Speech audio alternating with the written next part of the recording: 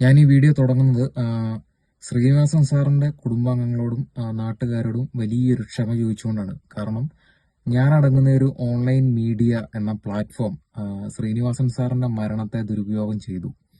അദ്ദേഹത്തിന്റെ മരണാന്തര ചടങ്ങുമായി ബന്ധപ്പെട്ട് ഒരുപാട് മീഡിയാസ്, അതായത് സോഷ്യൽ മീഡിയയിലെ ഒരുപാട് ക്യാമറമാനും റിപ്പോർട്ടർമാരും ആ ഒരു വീട്ടിൽ തമ്പടിച്ചിരുന്നു. അവരുടെ ഉറ്റവർക്ക് അദ്ദേഹത്തിനെ ഒന്ന് ഒരു നോക്ക് കാണാൻ പോലും സാധിക്കാത്ത വിധം ഇവരെല്ലാം ചൂഷണം ചെയ്തുകൊണ്ടിരുന്നു.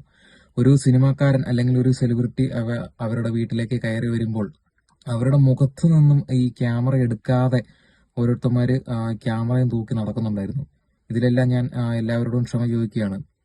ശ്രീനിവാസൻ സാറിന്റെ മക്കളായ വിനീത് ശ്രീനിവാസനെയും ധ്യാൻ ശ്രീനിവാസനെയും കണ്ണിമ വെട്ടാതെ അവരെ ഫോളോ ചെയ്യുകയായിരുന്നു ഈ ഓൺലൈൻ മീഡിയ. അവർക്കൊന്ന് പൊട്ടിക്കരയാൻ പോലും ഒരു സാഹചര്യം കൊടുക്കാതെ.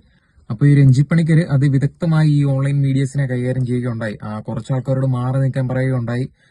ചെറിയൊരു ശബ്ദത്തിന് വ്യത്യാസം വന്നിരുന്നു. അയാൾ നിങ്ങളെല്ലാവരും ഒന്ന് മാറി നിൽക്കുക എന്ന് പറഞ്ഞു. പക്ഷെ ഈ വീഡിയോ എല്ലാവരെയും എടുത്ത് ട്രോളുകളാക്കി. ഈ രഞ്ജിപ്പണിക്കര് പണ്ടത്തെ കല്യാണ വീട്ടുകളിലെ അമ്മാവന്മാരെ പോലെ തുടരുകയാണ്. രഞ്ജിപ്പണിക്കർ ആരാണ് ഈ വീട്ടിലെ കാര്യങ്ങൾ അന്വേഷിക്കാൻ എന്നൊക്കെയായിരുന്നു ഒരു വിഭാഗം ആൾക്കാരെ പറഞ്ഞു വരുത്തുന്നത്. അത് വേറെ ആരുമല്ല, ഈ ഓൺലൈൻ മീഡിയസ് തന്നെയാണ്. രഞ്ജിപ്പണിക്കറുടെ വീഡിയോ ഇട്ട് ഇങ്ങനെ മോശമായ ക്യാപ്ഷനുകൾ ഇടുന്നത് ഓൺലൈൻ മീഡിയസ് തന്നെയാണ്. എനിക്ക് അവരോട് പുച്ഛം മാത്രമേ ഉള്ളൂ. കാരണം നിങ്ങൾക്ക് ചെറിയൊരു വിവരം ഉണ്ടെങ്കിൽ ഈ ക്യാമറയും തൂക്കി ഇവരുടെ മുഖത്തേക്ക് നിൽക്കത്തില്ല.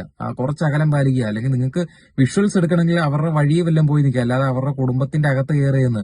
സ്വന്തം അച്ഛൻ മരിച്ചപ്പോഴാണ് ഒന്ന് പൊട്ടിക്കരയാൻ പോലും സ്വാതന്ത്ര്യമില്ലാതെ ഈ രണ്ട് മക്കൾ അവിടെ ഒറ്റപ്പെട്ടു പോയത്. എനിക്കറിയത്തില്ല ഇവമാരെ ഇനിയെങ്കിലും ഇങ്ങനെയുള്ള ഓൺലൈൻ മീഡിയസിനെ നിരോധിക്കണം. അല്ലെങ്കിൽ എല്ലാവരുടെയും സ്വാതന്ത്ര്യത്തിലാണ് ഇവമാര് കൈകടത്തി വെക്കുന്നത്. എനിക്കൊന്നേ പറയാനുള്ളൂ, ഓൺലൈൻ മീഡിയാസിലെ ചില ആൾക്കാരെങ്കിലും ഈ വീഡിയോ കാണുന്നുണ്ടെങ്കിൽ നിങ്ങൾ ഇനിയെങ്കിലും കുറച്ച് ബുദ്ധിയും വിവേകവുമായി കാര്യങ്ങൾ ചിന്തിക്കുകയും പ്രവർത്തിക്കുകയും ചെയ്യുക.